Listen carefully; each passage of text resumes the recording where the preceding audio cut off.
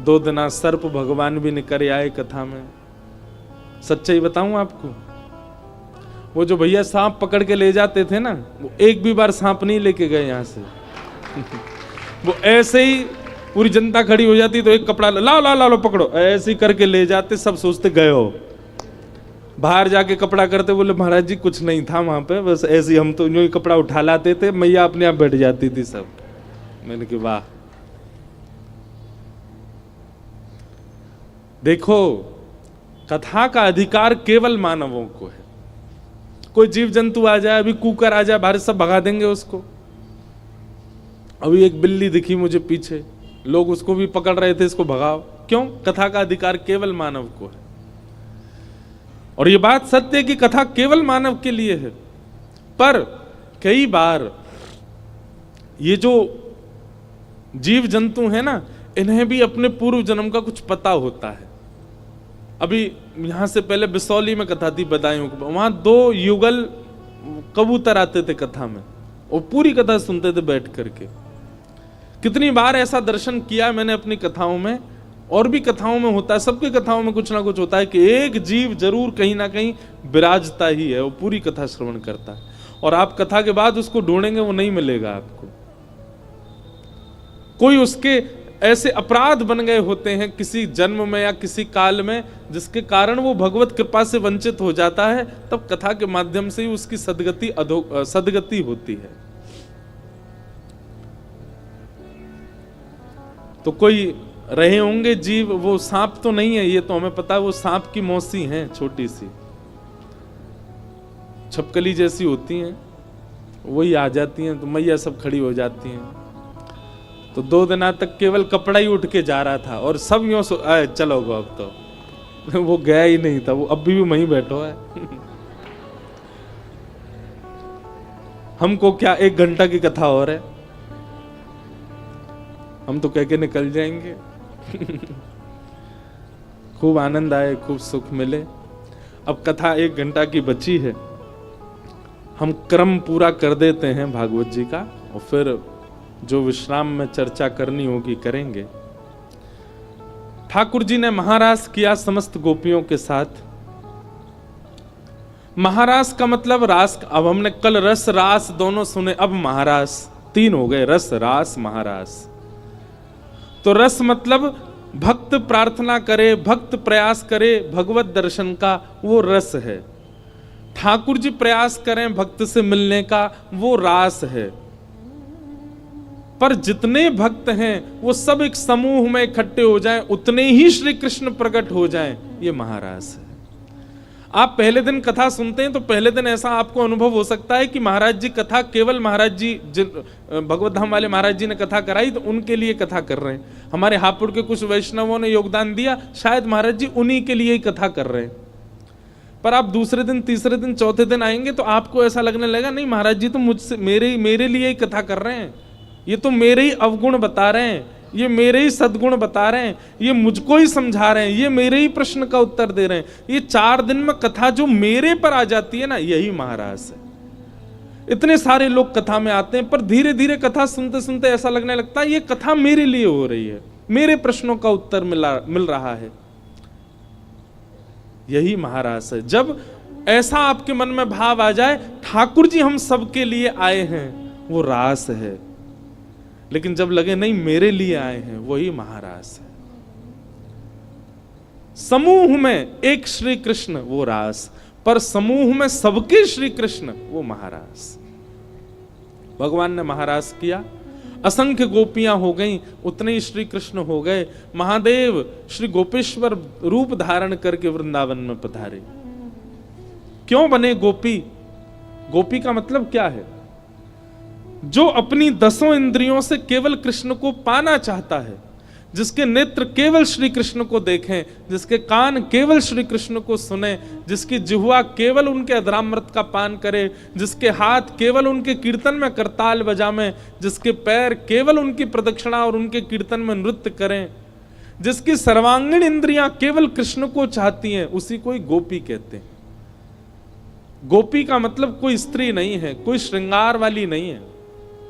गोपी का मतलब जो अपनी प्रत्येक इंद्रिय से कृष्ण को पीना चाहती है, उसको गोपी कहते हैं। हमारे नेत्र तो दर्शन करना चाहते हैं पर कान सुनना नहीं चाहते, तो हम गोपी नहीं हैं। कान भी सुनते हैं, नेत्र भी देखते हैं, पर जीव को, कई लोगों को मंदिर का प्रसाद बढ़िया नहीं लगता। नाथ द्वार में, श्रीनाथ जी में इतना अद्भुत प्रसाद भोग लगता है ठाकुर जी को, आनंद आ जाए। पर व्यक्ति प्रसाद मान करके पाएगा ना तो उसमें सुख ही मिलेगा, लेकिन वो व्यंजन समझ के पाएगा, सब्जी है, दाल है, रोटी है, चावल है, उसको कहीं नमक भी कम लगेगा, कहीं उसको नींबू भी ज्यादा लगेगा, कहीं उसको मिर्च भी ज्यादा लग सकती है, क्योंकि उसकी प्रसाद बुद्धि नहीं है। सदैव याद रखिएगा बंधुओं, ठाकुर जी को निवेदित करने के बाद आप अपनी थाली में कुछ भी ऐड ऑन नहीं कर सकते, नमक, नींबू, मसाले नहीं। जैसो ठाकुर जी ने पायो वैसो ही पा लियो। नमक ज्यादा है तो पा लियो, क्यों? ठाकुर जी ने पाए और ठाकुर जी ने शिकायत करी आपसे, अरे कहा बना लाइए, यहाँ में मिर्च बहुत पड़ी है। ठाकुर जी तो पागे बेचारे, सी करते, आपको पता नहीं चलन दई। और जब खुद की खावे की बारी आई तो यहाँ में घी डालो, यहाँ में नींबू डालो, नमक डालो। ये वैष्णव भाव नहीं है। वैष्णव तो वैसा पाता है जैसा ठाकुर जी को। अंगद जी का चरित्र आता है भक्तमाल में, उनको एक दिन विष दे दिया प्रसाद में। उनका नियम था कि वो बिना भोग लगा भोजन नहीं करते थे। कथा बहुत बड़ी है पर मैं छोटी में सुना दूं। तो श्री अंगद जी महाराज को एक दिन षड्यंत्र के द्वारा मारने का प्रयास किया।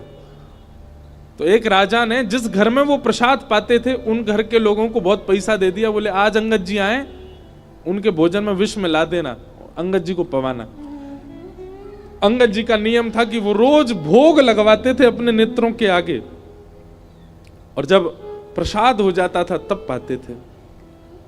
अंगद जी आए, आकर के थाली अपने सामने लगवाई, और जैसे ही भोग लगा, प्रसाद पाने बैठे, तो जिसने थाली परोसी उसके मन में पता नहीं दया आ गई, जाने बहुत घबराहट हो गई। उसने हाथ पकड़, आप मत पाइए, इसको मत पाइए, ये आपके योग्य नहीं है। अंगद जी बोले क्यों? उसने पूरी बात बताई। बोले राजा ने हमको बहुत धन दिया आपको विष देने के लिए, हमने इसमें विष मिला रखा है, आप मत खाइएगा। अंगद जी के नेत्र सजल हो गए और रोते हुए अंगद जी बोले, तुमने विष की थाली ठाकुर जी को धरा दी, तुमने ठाकुर जी को भोग लगा दिया। ये पीड़ा तुमको तब क्यों नहीं हुई जब तुमने ठाकुर जी के सामने ये भोग रखा था? मुझे देते समय पीड़ा क्यों हुई तुमको? तुम ठाकुर जी को जड़ मानते हो, वो चैतन्य नहीं है। मैं चैतन्य हूं, मेरी मृत्यु हो जाएगी, कालकूट विष जाति, मेरे प्राण निकलेंगे। तुमने ठाकुर जी के सन्मुख रखते समय एक बार भी तुम्हारा हाथ नहीं कांपा, एक बार भी तुम्हारे चित्त में घबराहट नहीं हुई कि मैं ठाकुर जी को क्या पवा रही हूं? अब तो देवी इसको मैं ही पाऊंगा, क्योंकि ठाकुर जी ने पा लिया है। अब चाहे इसमें विष हो, चाहे इसमें जो हो, अब तो ये प्रसाद है, इसको मैं छोड़ नहीं सकता। और अंगद जी पूरा पा गए। विष पाने से तेज कम होता है, विष पाने से ऊर्जा कम होती है, विष पाने से प्राण निकलते हैं, पर ज्यों-ज्यों अंगद जी ने पाया त्यों-त्यों उनका तेज प्रबल हो गया। क्यों? क्योंकि उन्होंने विष युक्त भोजन नहीं, उसको प्रसाद मान करके पाया, ठाकुर जी का अधरामृत मान करके पाया। कभी भी ठाकुर जी के आगे जो चीज भी निवेदित करते हैं वो वैसी ही आपको पानी है। दाल भी ठंडी है गई तो ठंडी पाओ, गरम नहीं। जैसी ठाकुर जी की वैसी पाओ।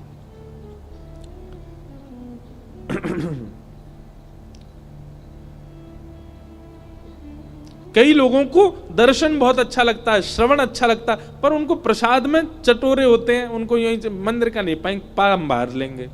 आप गोपी नहीं हो। गोपी तो अपने सर्वांगीण अंग से श्री कृष्ण को पाना चाहती, चाहे जो मिल जाए वो गोपी। महादेव जैसे ही वृंदावन आए, गोपियों ने कहा, हे महादेव भीतर जानो तो आपको गोपी बनना पड़ेगा। तब श्री ललिता जी ने आकर के महादेव को यमुना के तट पर प्रेम की शिक्षा प्रदान की। अब कई लोग इस पर विरोध भी कर सकते हैं, ये महादेव को ऐसे क्यों दिखा रहे हैं कि उन्होंने किसी शिक्षा ली। महादेव को सब नहीं पता, सब पता है भैया। पर वृंदावन तो वो स्थान है जहां पर ठाकुर जी को भी गोपियों से पढ़ना पड़ता है, जहां पर वृष्णीनाम प्रवरो मंत्री कृष्णस्य दयित सखा शिष्यो बृहस्पतिर साक्षात, साक्षात बृहस्पति के शिष्य उद्धव जी महाराज को भी वृंदावन आकर के गोपियों से पढ़ना पड़ा। वृंदावन में भैया सब देवता आकर के गोपीन की चरण रजी ले में, या हमारे इस बात पे विवाद मत करना कि भाई महादेव सब जानते हैं वो किसी से क्यों पढ़ेंगे, नहीं, श्री ललिता जी ने उनको प्रेम की शिक्षा प्रदान की, और ज्यों-ज्यों प्रेम का उद्दीपन होता गया त्यों-त्यों महादेव अपने रौद्र रूप से करुण रूप में आते चले गए, नेत्र सजल होने लगे, कृष्ण हाँ कृष्ण हाँ कृष्ण हाँ कृष्ण कहकर के रुदन करने लगे। तभी ललिता जी ने कही अब जे गोपी बन गए, तभी चुनरी उड़ाई, मुखमंडल को श्रृंगार किया और गोपी रूप धारण करके देवादिदेव महादेव वृंदावन में श्री गोपेश्वर रूप में विराजमान हो गए। बोलो गोपेश्वर भगवान की। एक बात हमारी मानिएगा, जिसको गोपी प्रेम चाहिए या जिसको भाव चाहिए वो भाव नहीं बन पाते जैसे गोपी प्रेम के भाव होते हैं, पर चाहते हैं कि हमारा भी बने। कछु दिना श्री गोपेश्वर महादेव के पास जाके गोपी गीत को पाठ करो। एकमात्र वृंदावन में गोपेश्वर ऐसा स्थान है, पूरे भारतवर्ष का एकमात्र महादेव का ऐसा मंदिर है जहां पर श्री ठाकुर जी को गोपी गीत सुनाते हैं, जहां पे श्री महादेव को गोपियों के भाव से, ठाकुर जी के भाव से प्रसन्न किया जाता है, जहां नित्य महादेव श्रृंगार केवल और केवल श्री राधा वल्लभ राधा रमण जी को दिखाने के लिए करते हैं कि अरे मैं कहीं प्रिय लग जाऊं उनको। ऐसे गोपेश्वर महादेव आए और महारास में उन्होंने भी नृत्य किया, सब ने आकर के ठाकुर जी के साथ मंगल महारास किया। 6 महीना तक महारास चलता रहा। योग माया पूरे ब्रजमंडल पर एक पर्दा फेर गई थी, जिससे सबको लग रहा था हमारे बहू बच्चे सब घर में ही हैं, पर वास्तविक रूप से ठाकुर जी का रास बिहार चल रहा था और आज भी चल रहा है वृंदावन में। ये योग माया है जो हमको रास देखने नहीं देती है। आज भी वृंदावन में रास बिहार होता है, नित्य ठाकुर जी रास करते हैं वृंदावन में, पर हम सब के ऊपर माया का पर्दा चढ़ा है, इसलिए ठाकुर जी का रास दिखता नहीं हमको। महारास हुआ, तत्पश्चात श्रीमद् भागवत में युगल गीत आया, जहां पर भगवान के सुंदर रूप का वर्णन समस्त गोपियां करती हैं। आगे केसी और कुछ राक्षसों का वध किया भगवान ने, वो सब लीलाएं सुनाई गई। अरिष्टासुर का वध किया भगवान ने। एक बहुत सुंदर कथा है कि एक दिन मधुमंगल ठाकुर जी तो बोलो ए रे लाला, बोले हाँ, जे तू पीली पीतांबरी पहने, घुंघराले केशन के ऊपर मोर पिच्छ लगा ले और बंसी सी घुमा तो चले, या हमारे सबरी गोपी तो ते प्रेम करें, और हम ग्वारिया से बने डोले, या हमारे हमें कोई घास ना डारे। ठाकुर जी बोले तो तू बन जा मेरे जैसो। ना लाला, तेरे जैसे लत्ता पहनवे ते काम ना, लत्ता समझते हैं, लत्ता मतलब वस्त्र, तेरे जैसे लत्ता पहनवे ते काम ना चलेगा, मैं तेरे ही लत्ता ने पहनूंगा और तेरे जैसा श्रृंगार करूंगा, सबरी गोपी मऊए देखेंगे। फिर ठाकुर जी बोले दारी के कर मत लियो, फंस जाएगो।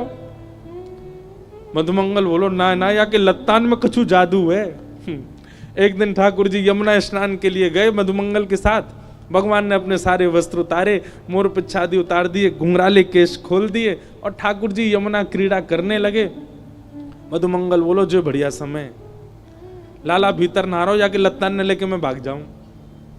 मधुमंगल ने पीली पीतांबरी पहन ली, महाराज कारी कमरी कमर में कस लई, ठाकुर जी की तरह सोने की कोंदनी बांध लई, गले में बैजंती माला पहन लई, ऐसे पत्रावली को श्रृंगार कर लियो, आंखन को काजर लंबो लंबो लगा लियो, सिर पर जैसे ठाकुर जी पाग पहने वैसी पाग बांध लई, केश बीच में जूड़ा बना के वहां पे मोर पिछ लगा लियो।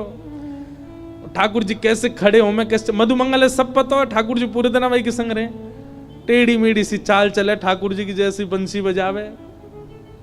ठाकुर जी ने देख तो लियो। मधुमंगल दौड़ो, अब मैं जाऊंगा गोपी ने रिझा के आऊं। इतने में ही कंस को भेजो, अरिष्टासुर राक्षस आ गए हो। अरिष्टासुर ने कंस से पूछी, महाराज आपका जो शत्रु है उसका हुलिया तो बताओ। कंस ने कही, पीली पीतांबरी पहने, घुंघराले केशन में मोर पिछ लगाए डोले, और सीधो ना चले, टेढ़ो मेढ़ो से चले, और बंसी जो जरूर होगी, बैजंती माला पहने। मैंने तो सुनी है, मैंने ना देखो, पर मैंने सुनी है, ऐसे ही दिखे वो।